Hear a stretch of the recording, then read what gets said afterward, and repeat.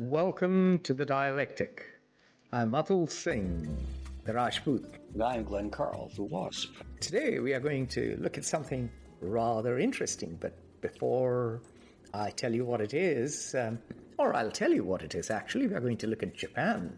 We will do something we often do. We will ask a question. Is Japan now finally a sovereign state? Anyway, but before we go into this question, I must tell you something. Glenn just went to Japan. In fact, Glenn, you have just come back from Japan and written one of your best pieces for Newsweek Japan. For the sake of our listeners, tell us the story of your taxi ride. Well, the taxi ride in the article, I hoped it made sense or makes sense coming to, at the conclusion, to tie my perceptions together. But let's see if we can reverse it and start with it. So I had some time to be a tourist in Japan. I was there to meet some people and make a couple of presentations and so on. But I always like to have some time to do things and for my own. So I, among other things, went to the Tokyo National Museum, which is quite good. And to get there, I took a taxi. I was a little pressed for time and didn't want to take the metro system. So in the taxi, although the driver didn't speak good English and I don't speak really any Japanese, we were nonetheless having a nice conversation. And it came out that sign language, waving hands. Well, you can recognize a word here or there, and it emerged that I had written an article on Seiji Ozawa, the former conductor of the Boston Symphony Orchestra, and the man in Japanese. This year it's published in Japan. And so the man just lit up and became very excited. And he was chatting away. And this is a taxi driver, mind you, in Japan. Taxi driver. That's right. About the level of culture is rather high there. It is pretty impressive. I used to say that in France, their education system has strengths and weaknesses, but one of the strengths is its classical foundation, and so that you could discuss Plato or Thucydides even with taxi drivers, and that's almost literally true. Seemingly the same thing is true in Japan. So this driver became so excited to talk about Seiji Ozawa and classical music that he pulled over so we could discuss the world's symphonies. Excellent. So much so for Japanese punctuality. You probably didn't get where you wanted on time. It was a magical moment. Those are the kind of experiences that I cherish when traveling. Yeah. That was better than going to the museum. A museum is a museum, but there for a moment I entered into a person's life and into the culture's life and so on. And the reason that is significant to me is because our frames of reference and our perceptions are really what give us our multiple senses of reality and of what is real, rather than simply facts. So going to the museum, I could see statues and fabrics and weapons and so on. Chatting with the person, there were a couple of things happening. One, I was getting insight into the life of an average Japanese, a sophisticated man who became thrilled and excited to discuss classical music. So that was a joy. But two, it was a combination of what interests him as well as what my perceptions are and how he and I respectively perceive the world through our changing perceptions. And that led me to some thoughts, or this was the kind of thing I was perceiving in my trip to Japan, which is my second trip in 6 years. I hadn't been for 6 years. And how I thought that the winds of international relations and of national cultures and of respective perceptions of one culture to another are very different today in 2024 than they were in 2018, and how we are in a different world, as much from our perceptions and expectations as from objective facts, but both interplay on the other. And so that's my taxi drive was fascinating, a window into the perception culture and international power, frankly. And so what you're saying is that in Japan, you sensed that the zeitgeist had changed. The winds have shifted. Japan today is very different to, say, the Japan of 1945 when your father was a young man. Absolutely. So my father was in the Marines, although he was fortunate enough never to see combat, which is probably why I exist. But he was in the Marines in World War II, and he, one day in 1942, was walking down essentially the main street of the town where he and I grew up. And he just was idly going from, his daily business. And he noticed that there was a vacuum cleaner shop on the second floor of one of the office buildings he was walking by. And he thought, well, that's a stupid thing. Who would be foolish enough to put a vacuum cleaner store on the second floor? That makes no sense whatsoever. Who's going to walk upstairs to buy a vacuum cleaner? And then he gave it no more thought and carried on with his business. And the war went on, his life went on, years passed.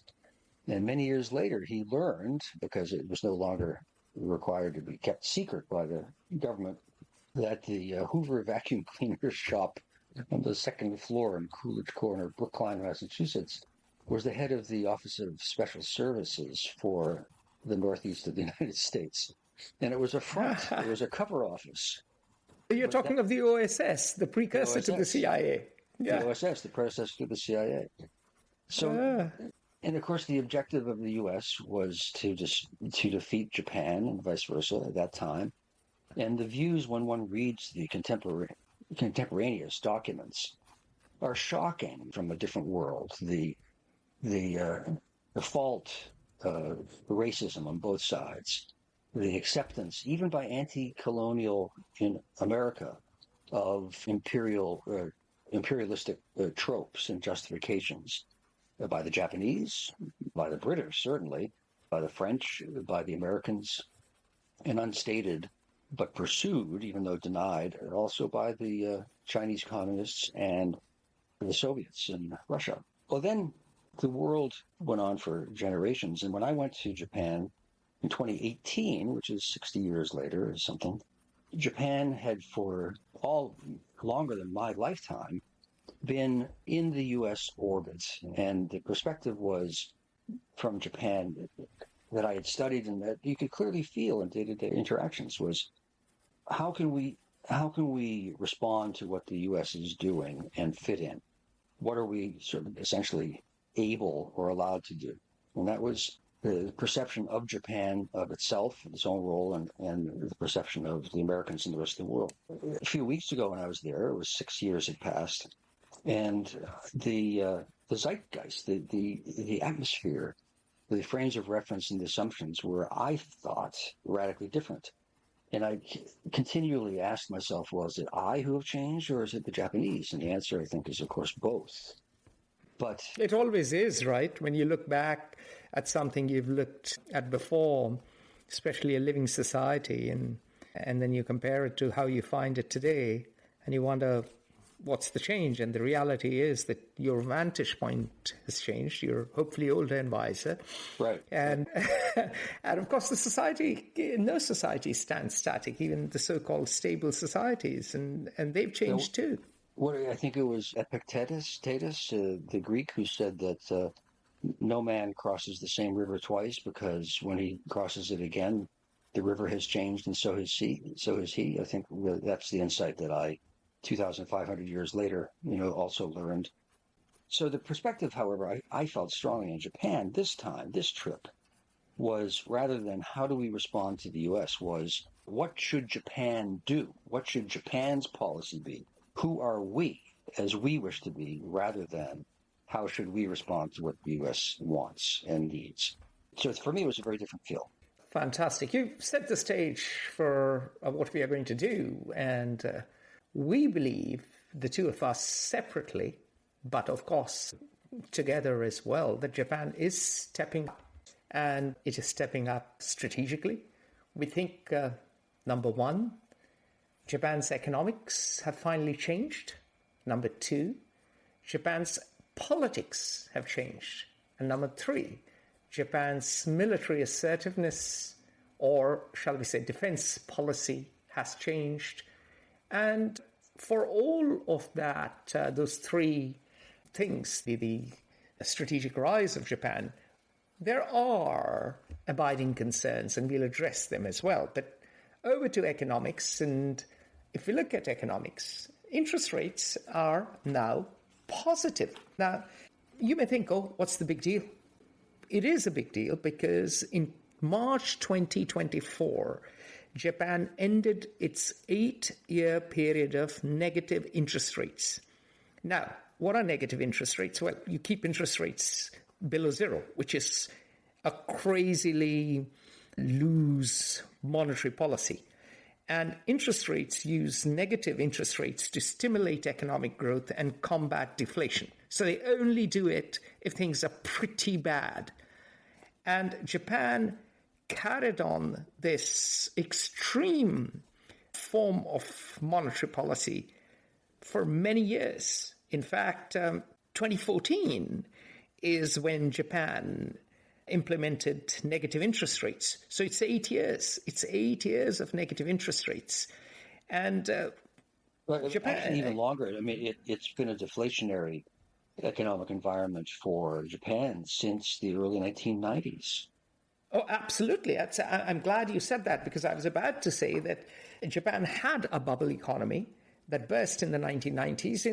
In fact, just before the bubble burst, the real estate in the Imperial Palace was valued at more than the entire real estate in California. So it was a crazy time, and I was, of course, very young, and the Soviet Union collapsed in 1991, and the Soviet Union was the big geopolitical rival of the US, and Japan was increasingly considered the economic rival of the US, and Japan collapsed in 1992, and in fact, in 1993, there was a film that came out, Rising Sun, which had Sean Connery, Wesley Snipes, Harvey Keitel, Tia Carrere, all these big stars. And it was based on Michael Crichton's 1992 novel, Rising Sun. And it was all about the rise of China. Rise of Japan, not China. China comes much later into the picture. But the point is, the bubble economy burst in the 1990s. And what happened afterwards was a secular stagnation and mild, persistent deflation for decades. And the thing that I think will impress people or be most immediately graspable is that the GDP growth rate became virtually zero. I mean, it was anemic for decades, while the U.S. was growing at 2.5% to 3% on average after inflation, and in Europe 1.5% to 2%. And China, of course, we know was double digit for years until it has caught up in sophistication of the economy. And Japan was stagnant, and the fear of Japan ruling everybody has never come back, and deeply affected Japanese self-confidence. At the same time, they were within the U.S. umbrella and constrained. They struggled with what has gone wrong for us. I think actually they were frankly too hard on themselves, and everyone else was too. They were the first society, Japan, to deal with a demographic stagnation and now contraction. It was an aging society. Right. And speaking of zero, it's very important to remember that they instituted a zero interest rate policy as early as 1999. So they tried everything. They tried loose monetary policy, fiscal stimulus. They threw the kitchen sink at the problem. Still, they had to deal with zombie spending, which tends to accelerate GDP. So, okay, so just one quick point, and still they had the problem of zombie firms that refused to die. They were lagging in digital economies, so they missed the boat on the entire internet boom, and there was this huge sense of the Japanese malaise, that how did we go wrong? We fell from such heights. Perhaps were we like Icarus? We flew too close to the sun. There was a lot of soul searching and chest beating. But, and this is the big important but, and I'll hand over to you, Glenn, after this, is that for the last 12 months, the Nikkei share index has shot up by 30%. I hope you've invested in the Nikkei. Glenn, I'm too poor, but I hope your retirement savings are doing well. Buy American, come on. That's all. All right, yes, exactly. I'm an economic nationalist, as we all know. Exactly, almost like Donald Trump. Almost. He and I are, of course, very similar. All right. And this is the important metric, is that it surpassed the level, the Nikkei share index, that it last reached in 1989 at the height of the bubble years. Now, this is very symbolic because for a lot of people, now, after more than 30 years of torpor, the Japanese economy is finally on the bounce again. Over to you, Glenn. Yeah, so I think we conveyed, at least in my mind, which is not the same thing as whether we actually succeeded or not, the malaise, the stagnation, the apprehensions of Japan. But I came back saying, from my trip, saying, well, it's different. And we both agree, you agree.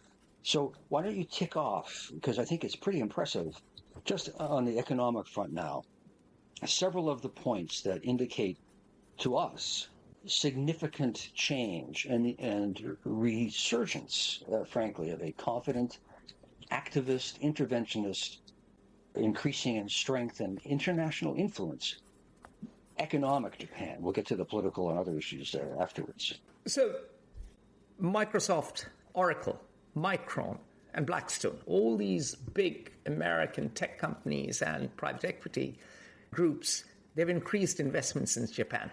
That's important. TSMC, which makes semiconductor chips, which is one of the most critical companies for the modern global economy. Someone said that computer chips are the gold of the 21st century or some such thing.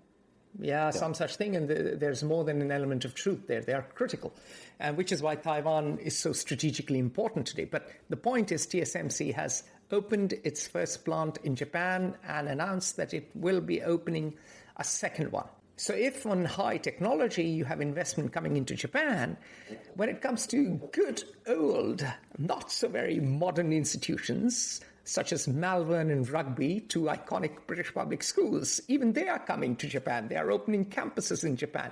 Now, most students are likely to be Chinese, not Japanese. But this brings up an important phenomenon. Chinese billionaires such as Jack Ma are moving to Japan and buying assets in the country. So a lot of Chinese capital is fleeing Emperor Xi Jinping's mainland China for security. And these billionaires want their children not to go to Japanese school, but be good, nice Englishmen in striped suits, be manly, play rugby, and go to rugby. And so Japan is the combination of the old and the new, and both TSMC and British public schools show that it's continuing that tradition. One point I'd like to emphasize, which I think has almost been unnoticed, and it deserves, I think, significant attention. There's been much talk about the Belt and Road Initiative and the supposed $350 billion or $450, I forget, that the Chinese were touting they were going to invest globally to link the world, which really was a program of building all roads leading to Beijing. If you're the Chinese, that's a good policy to pursue. But we've all heard that also it was to get rid of their excess production. I mean, if you're producing so much concrete, so much steel, what are you going to do with it? Maybe build a road in Kazakhstan, a port in Sri Lanka, and while you're at it, a base in Djibouti. That's right. But of the vaunted $450 billion, I think there have only been several dozens of $1 billion actually loaned to the, quote, third world, a term which I suppose we can't use anymore, but people will understand.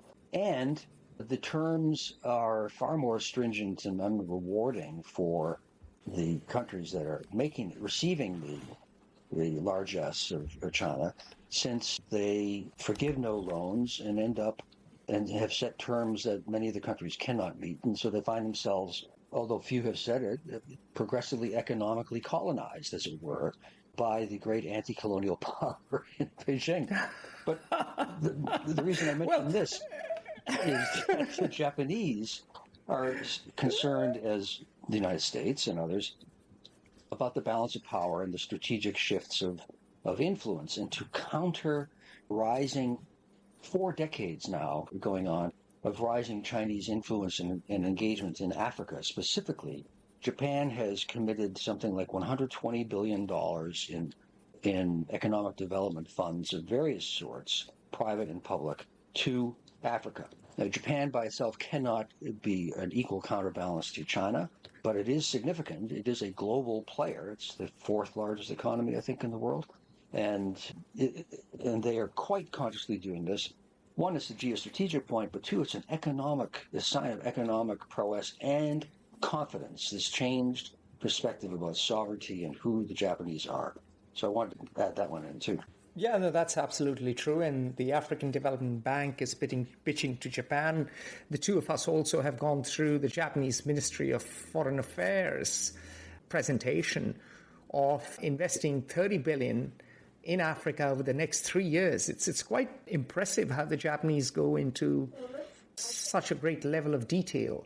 And their investment, I have to say, when I was in Africa, I was on a desolate dirt road going from one place to another in Central Africa, and I was stopped by a Chinese construction crew and told to wait in a very, very firm manner. And they made me just sit on the side of the road for 4 hours while they ostensibly were dynamiting something. There was no sound. Nothing was happening. They were just messing with me because I was an American. And finally, they knew you were ex-CIA or CIA. No, this was long ago while I was working. And still in my career. And the Japanese never stopped me in Africa. So my anecdote is to symbolize the difference in the nature of the Japanese investments as opposed to the Chinese. Brilliant. And speaking of that, the Japanese are investing together with the UK to mine critical minerals in Africa. And the Japanese are also investing in Latin American economies such as Chile for those critical minerals. Of course, I allude to lithium, I allude to cobalt, I allude to all these minerals that are crucial for cell phones and laptops and electronics. Another important thing, and I'll stop here, is that because we don't want this to be a podcast about Japanese economic prowess alone, the Japanese trading companies, which have dominated the Japanese economy in many ways, they are now looking at Africa, Latin America, and elsewhere. So Japan is again outward looking after many decades of navel gazing. That's the key point, I think. And one I think should ask oneself, say, okay, well, Glenn and Atul, you've ticked off a number of economic policies and steps that are occurring by Japan or in the Japanese economy. Well, ho-hum, because every country in the world has various initiatives that are occurring in their economies at all times. So what? Well, the so what is that this is qualitatively different, and so we're pointing it out. And exactly to your last sentence, Atul, these are clear indications of a qualitative shift in Japan's outward-looking, consciously engaged international perspective as a sovereign state, which is different from what Japan has been pursued as policies or felt able to since 1945, which leads us to the political agents making these decisions. Brilliant. And Glenn, on the politics of Japan, since you have just come back from Japan and you even met the intelligence chief of Japan who had to excuse himself from lunch and go and meet the prime minister. I suppose you did excuse him and you did forgive him.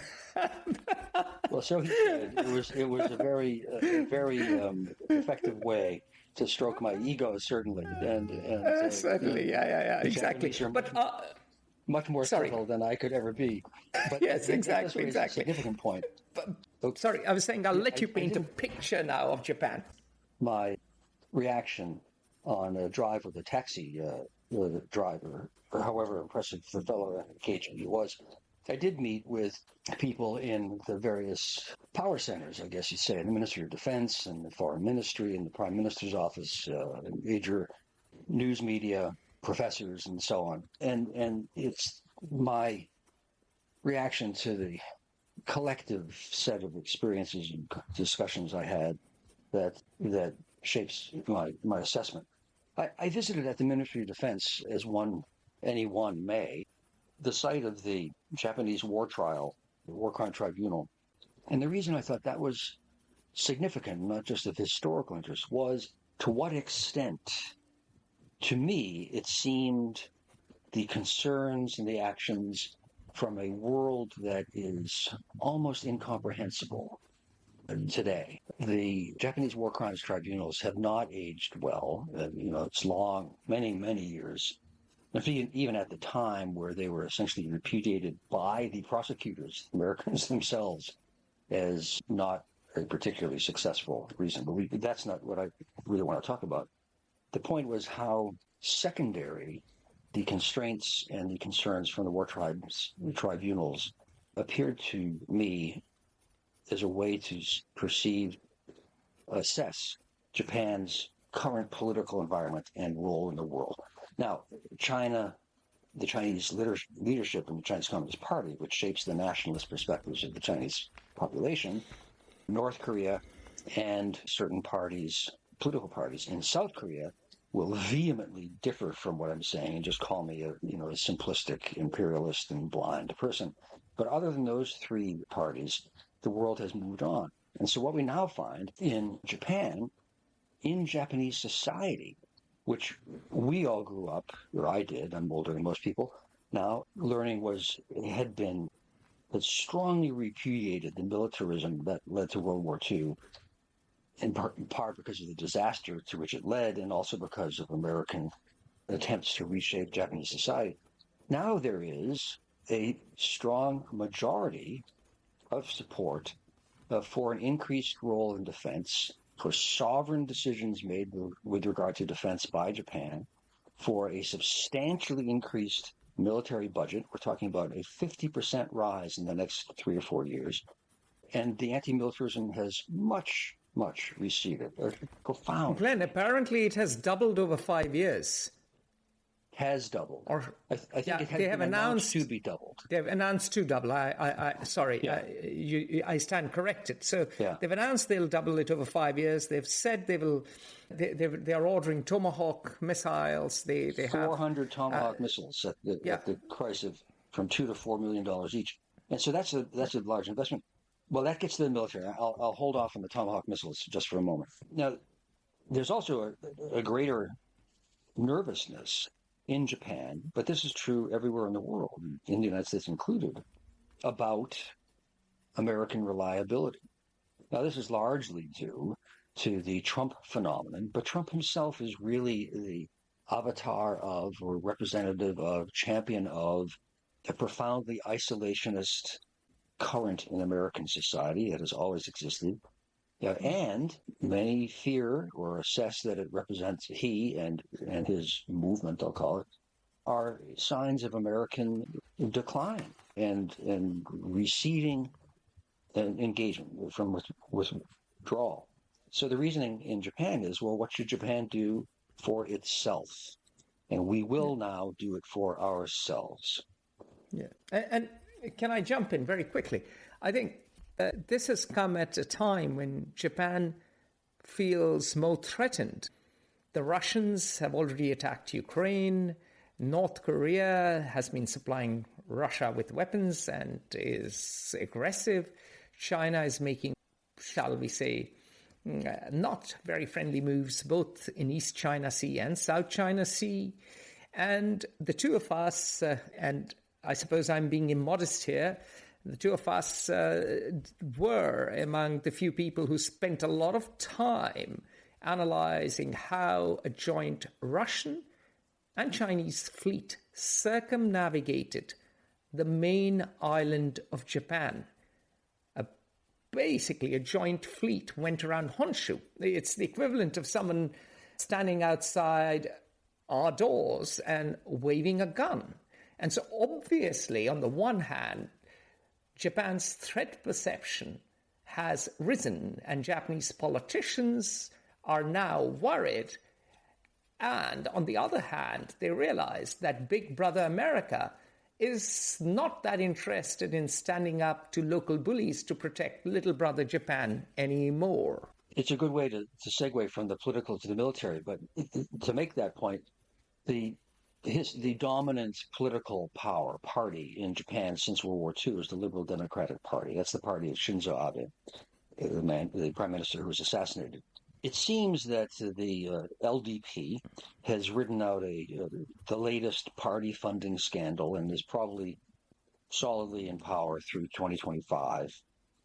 But the reason it is significant is because of the changes that have occurred, in part due to Shinzo Abe, in the perspectives of the Japanese about what should Japanese national policies be. And they should be sovereign, and they should be assertive, or at least assertive is a polemical term, perhaps. They should be engaged, independently and proactively engaged, like the African investment policies. Now, the fear has always been that that will lead to greater nationalism and to, once again, to militarism. Japanese friends of mine expressed these anxieties, but it is happening. Not the greater militarism, but the greater independence of action. And because of the increased perception in reality of the threats that Atul just talked about, the military steps have been are ongoing and are almost revolutionary in their degree of change from anything that we've known since 1945. So you touched upon the LDP, and one of my classmates from Wharton, the chap who actually beat me in the election, in the student representative of the student president election, is now an MP for the LDP. And the joke is the Liberal Democratic Party is neither liberal nor democratic. It's been in power forever, since 1945. And I think we could say that the LDP started shifting, not just under the late Shinzo Abe, but it started changing under Junichiro Koizumi, who was the Prime Minister of Japan, who was the president of the Liberal Democratic Party. He retired from politics in 2009, but he was a charismatic figure. And of course, you could say that he patronized Abe and helped Abe rise to the top spot. And it is the Koizumi and Abe legacy. And today, the LDP, which is, as any big umbrella party is, and as the Democrats and Republicans once were, it's a collection of many factions, many philosophies, and the dominant faction today is the Shinzo Abe faction in the Japanese parliament. And this LDP faction, Abe faction, believes that Japan has to be more assertive politically. Japan has no choice but to push back against China, and it cannot do just in its own backyard, but has to go out and about and engage not just with the US, but also with other powers. In fact, the Quad was Shinzo Abe's idea, which is the quadrilateral, I forget, Quad is a group of 4 countries, India, Australia, the US and Japan. And it was fundamentally to keep a free and open Indo-Pacific. So Japan is now no longer just following the lead, but Japanese leaders have the confidence to come up with new international initiatives. Please. The very concept of free and open Indo-Pacific was the phrase developed by Shinzo Abe.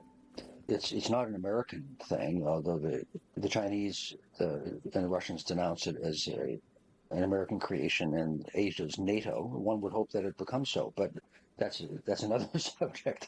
But it's here on the military steps where the changes are most easily detectable. In 2018, when I was there, I met with defense officials, and I was talking with Army and Navy folks, and I said, well, Japan has a large Navy. It's very impressive. It's little known. And they said, well, that may be, but we only have weapons that can shoot down. We have nothing that can shoot across the water or up. And I said, what do you mean by that?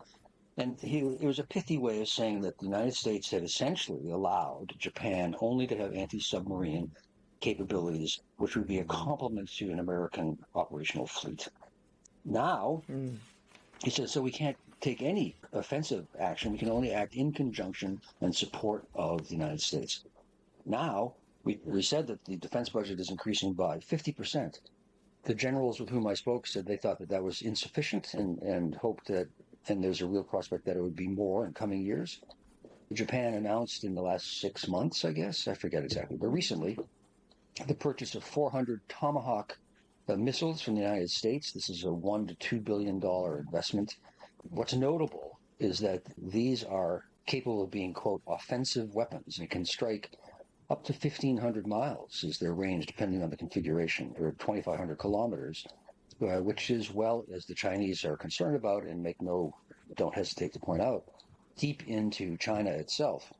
The Prime Minister of Japan has announced that they are developing troop types that can conquer land, can reoccupy, can liberate any land, which would mean Japanese islands that have been seized, and that an attack on Taiwan is viewed as an existential threat to Japan, and Japan would come to the aid of Taiwan. That is a not just a clear shift, but is a shocking shift in doctrine, assertiveness, independence. It's not just in support of the U.S. They said independently, the Japanese, that they would come to Taiwan's aid.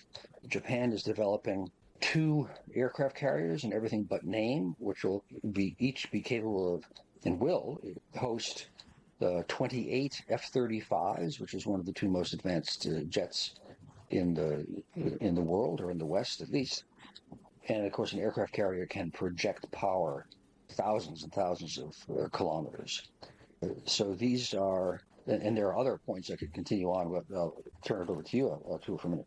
These are stunning signs of independence and shift in perception.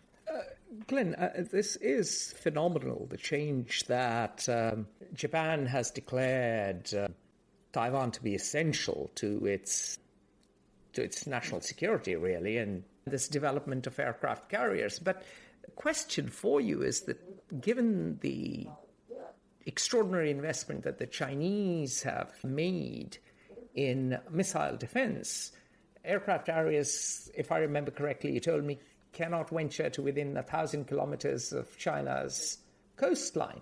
So are these aircraft carriers Japan's way of projecting power in Africa, Indian Ocean region, rather than in Chinese waters? Well, someone who fears Japanese militarism, and certainly I think polemicists or foreign ministry spokesmen in Beijing probably would express that concern or alarm about that. Once again, we see Japan ready to invade everywhere. But I think really it's to increase the complexity of the strategic equation for an adversary, which is really Beijing. It's true that anything within 1,500 kilometers is within missile range of carrier-destroying capable missiles from the mainland of China. But aircraft carriers are mobile. They are another power point, and they increase the strategic dilemma or challenges for a potential adversary significantly, and they enable Japan to project power, if only from, and hardly if only, from the mainland of China, say, to Okinawa or to the Senkaku Islands very near Taiwan, which China claims and Japan controls at this point. Quite significant. So there are additional military, strategic, political changes too. Japan has worked, I think, sincerely hard to develop a rapprochement with South Korea. The South Koreans have been more reticent because, partly out of sincere belief and partly out of political maneuvering, they are as anxious and testy about Japan and its supposed militarism and unrepentant actions as Beijing is. But the prime ministers of Japan and the president of South Korea are meeting, have met. There is a rapprochement. There are now military talks, finally, not only through the U.S., but directly. It's a significant strategic paradigm shift. Looking to the West, Japan has been aggressive in working to develop strategic military relations and political with India, the other rising global superpower. As always, India plays hard to get and refuses to commit with anybody. But even India is slowly, over the last decades and accelerating in the last half dozen years, establishing strategic military relations with Japan as well as the United States. So it is a stark shift from 2018 to today. Yeah, and as a footnote, Japan is good in certain technologies, missile interception, one of them radar detection, another of them robotics as well.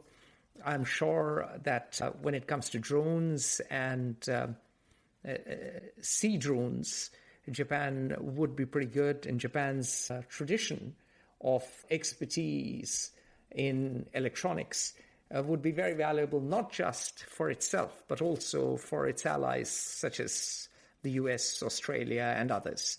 So we've covered the three aspects underpinning Japan's rise. We've covered the economics, we've covered the politics, we've covered the military, but there are still abiding concerns. Glenn, what do you say about them? Well, that's, Shinzo Abe like to say, I think it's a quite pithy, successful political slogan with more than just an ounce of truth, that Japan is back. And we've laid out how Japan is different and more assertive, I think, quite convincingly. But as you say, there are abiding concerns. Some things don't go away, and some things will progressively become more challenging and or worse. The clear one, and it literally is an existential issue ultimately, is that of demographics in two ways. Japan is the world leader in aging societies and low birth rates, and has had a literally declining population every year for, I think, about a decade. In 20 years or 40 years, I forget exactly, Japan's population will probably go from 120 million to 80 million. That's just immense, and it's difficult to have an increasing GDP if your population is declining in absolute terms. So the labor force is shrinking, and the population is becoming the oldest in the world. I think it is. I think something like over half of the Japanese, I forget, but it's the world leader in the percentage of the population that is over 60. Most people stop working at 65 or thereabouts, and that poses tremendous challenge to continued growth and relative to other nations. Then there's the eternal and worsening existential, really bipolar choice that Asian states must face to embrace the Western norms in the United States, or the continental behemoth and rising superpower of China. And they can't say no to either, really. They certainly cannot say no to China without tremendous problems that they would have to deal with. And then the point you made earlier... If I can jump in, one of the problems is that a lot of Japanese money is locked in China, and a lot of Japanese products are locked into supply chains where component parts come from China. Over to you, Glenn.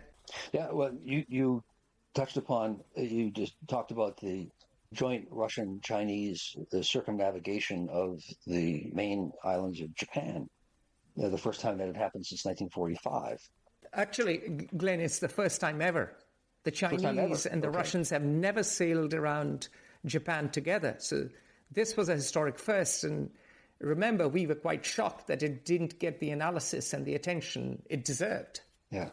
Then there has been a lot of focus or hand-wringing in the United States, in Japan, in South Korea, everywhere, about North Korea's nuclear program and North Korea's intentions. While in Asia, I visited the demilitarized zone, and I went under the demilitarized zone 2 kilometers by foot in 225 meters below the ground into the and along the North Korean tunnel. The South Koreans have detected 4. They surmise that there are perhaps dozens more, and they are all being built so that the North could invade the South. North Korea now has probably 30 or 40, I think it is, nuclear weapons, and has ballistic missiles that are capable of circumnavigating the Earth. They fly them over Japan every few months now, and everyone is quite concerned about this. I personally think that Kim Jong-un is not irrational. He's maybe hideous and ruthless, but I don't think he wants to commit suicide, which is truly triggering a war with the South, with the United States, with Japan, would be suicide. But one error that is hard for me to avoid is to project my rationalism onto other adversaries. And Kim Jong-un doesn't reason the same way I or the Japanese do, perhaps. And so that's a concern. So Japan has real geopolitical challenges as well as demographic ones. Brilliant. That is true. And I'll just mention a couple of economic concerns to add to yours, and then we'll conclude. And we should remember that a 7-2 majority of central bankers voted for a 0 to 0.1% interest rate. That's not much. So we can't jump up and down in woolen underwear under the hot sun and say, well, Japan is now out of the woods and it's all broad sunlit uplands from here. Because remember, from 2006 to 2008, interest rates rose to 0.25 to 0.5%. And there have been false dawns. Importantly, the challenges of demography, as you mentioned, remain. China shock remains. We have had recent inflation and a post-COVID pent-up demand. So the sign of life in the Japanese economy could also ebb away, especially should there be a global crisis. And a very small rise in short-term policy rates has led to no movement, really, in long-term rates. So Japan continues to be prosperous. You have fantastic airports. Tokyo is a modern city. Japan makes great products and services. But Japan is not firmly on the growth path. Japan's debt, especially the debt of the government, remains high. The population continues to shrink. The positive side is that, well, Japan is a path blazer for other economies to follow and other societies to follow as they age. The banana peel is that Japan could slip up very easily because just as old people are fragile and can slip and break their hips or their legs or any of their bones, so can Japan. And so, hey-ho, there we go. Things are better, but we can't be celebrating just yet. The one twist, I suppose, I would add to that is the things are better, but the difference is that things are, the perceptions and objectives and the sense of sovereignty are different. Success is not in any way guaranteed for anyone. The challenges are still there and increasing in many ways, but Japan is now acting certainly more independently than it has since 1945. And that's what I perceived during my really wonderful trip from what perhaps I don't know Japan well enough to detect viscerally its flaws, as all societies have, but only well enough to detect some of its glittering successes, achievements, and attractive characteristics. But it seems a more confident place in 2024 than before. And from a distance, it appears more confident to me too. I will be hosting the Japanese this week, and next week we are expecting some fantastic guests from Tokyo. But let us end as we began, with an anecdote, and this time of a barber who was giving you a shave. Okay, well, what launched all of my musing about perspective and how to come to know a society is when, as I mentioned early in our talk today, museums are wonderful, but they are static and they aren't the living society. So I try to get away from set piece meetings with officials or counterparts and just to become part of the society. And one way I do that wherever I go is I will just choose randomly in some anonymous place a barber and have a straight razor shave, which shows how daring I am. But it's a lot of fun.